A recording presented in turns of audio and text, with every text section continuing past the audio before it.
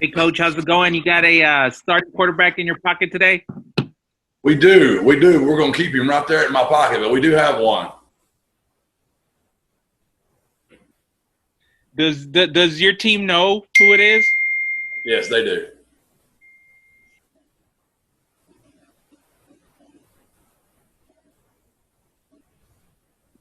Thanks. I'll come back. I'll come back for more questions later. Okay. Greg, you're up. Yeah, so Jeff, how long do you want to keep that one from us? When are we going to find out? Probably when we run out of the tunnel and the first time Texas State kicks off and y'all see who runs out there, probably be when it'll all be out. It's just, it does no good for us to put that out there. The guys that are all competing for the job have such unique qualities. I mean, Texas State's going to have to, work on a lot of different styles, and it just doesn't do us any good to decide, and not to decide, we've already decided, to let them know which one we're going to go with. Right. So you guys started announcing the single-digit jersey numbers this week, and I'm curious, what was the process of getting the players to buy in to, like, the triangle of toughness and putting that emphasis on the single-digit jersey numbers? How long did they take to all that? Well, it started when I got here. I told them that from the very beginning. So they knew that from the very first time we spoke. A lot of momentum, a lot of excitement. Kids really competed hard for those numbers. A lot of hurt feelings, but it's good. It's what life is. It's why football is such a great microcosm of life. It's okay for kids to – I share with them, with my own 3 personal children. I used to tell my wife all the time, I don't want their first experience of failure and adversity to be outside of my household. I want my children to feel that under my household so we can kind of maneuver how to handle adversity and pain. And same as I told my team, I don't want the first time we have a lot of adversity to be out there on the football field. I need to create as much adversity as possible before the game gets here. This is just another one of those times where, it hurts people's feelings. It's for all of us. None of us like to not be recognized and someone else to be known as tougher mentally and physically and represent the brand better. I get it. And the coaches all voted, the players all voted, and we counted it up, and that's how it turned out.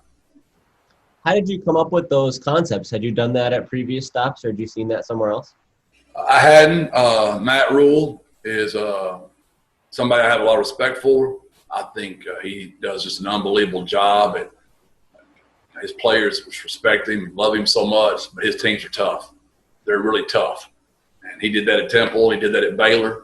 And I'd always kind of said to myself, it's not a tradition. I started at Gilmer when I started, and I was there for 15 years. It was one of those things I couldn't go back and undo. So I always said, if I ever do another one, that's what I'm going to do.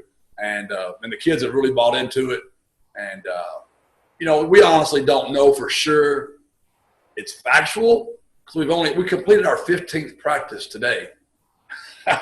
Our 15th. I mean, think about that. We just finished spring ball today. And we got to play in 10 days. So I hope it's factual. I hope the kids got it right. We'll see. What was the process of announcing who would have those jersey numbers within the team? Did it happen like at a meeting Sunday, or when did they know the results of that, and how did they react? Obviously the kids that got the 2-1-0 were really thrilled, and the kids that got the single digits were as well. We also had 4 other players selected, but the numbers, 3 were linemen that we will reveal later, and we had another one, but because of a relationship with a friend of his, he wanted to stay in a certain jersey number, but we're going to keep releasing those each day.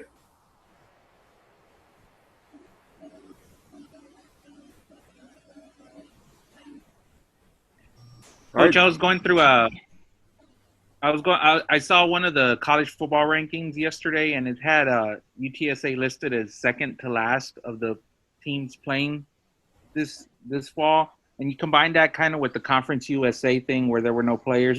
What's your reaction to that? We talked about it as a team. You got to win ball games before you get that kind of respect.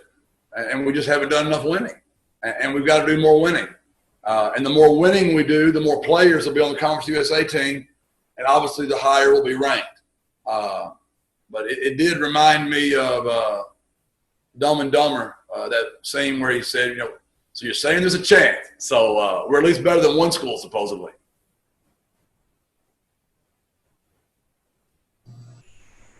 All right, Greg, back to you.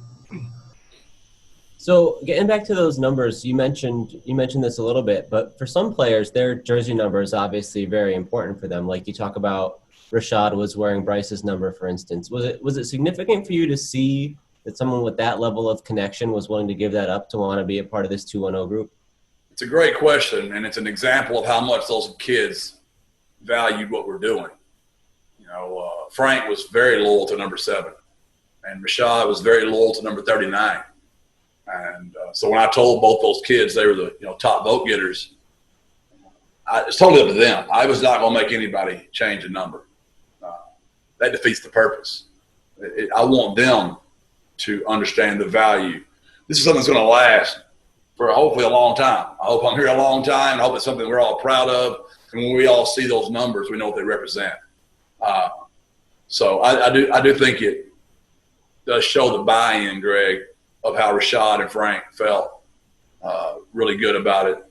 Even Jalen Haynes, didn't really want to give up his number, but it meant something to him to be in that 210. And so, yeah, it was very powerful for Rashod and Frank to want to do that. Were you always going to have 2 number zeros, like one on offense or one on defense, or was that just based on how the vote played out? Yeah, I didn't I really did not want to have doubles of anything just because I don't like, those are our better players, and I don't want the possibility of them not being on special teams together because you got 2 numbers out there together. But I knew with Frank playing, offense and quarterback, and Rashod playing defense, there'd be no chance those guys could be on the field together. And they both wanted 0, so it just worked out that way. What made Frank Harris a guy who earned his teammates' votes in this respect? Why did he earn this honor? Well, I think the way you describe it, mental toughness, physical toughness, they represent the brand on the field and off the field. Frank's never on a list. Frank goes to class. Frank takes care of his grades. He takes care of his teammates. He's about the right stuff. Obviously, he's been injured, and that's very unfortunate. But that has nothing to do with his physical toughness. His rehab and how he came back really showed those guys his commitment, and I'm sure that's why he got such a high number of votes. How about in Rashod's case, what made him one of the guys who stood out? Very similar. Never a list guy. Knows what to do. Kids really look up to him. He holds kids to a high standard. He's mentally tough. He's physically tough. Represents the brand on and off. Those are the 3 criteria we all voted on. Are they mentally tough? Are they physically tough? Because branding, is a marketing idea, a creation, an emblem.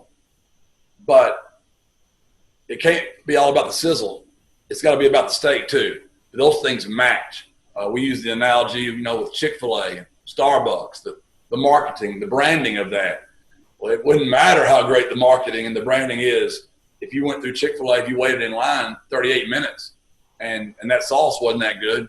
It wouldn't matter what Starbucks smells like and all the food decorations if when you got that cup of coffee, it wasn't really, really good. So the branding has to match. The marketing idea and the real person have to be real. And that's what I challenge our team about today. Are we really going to be that? Are we going to be tough on defense? Are we going to be able to run the football? Are we going to bring an edge on special teams? Because if we're not, it's just going to be a bunch of talk.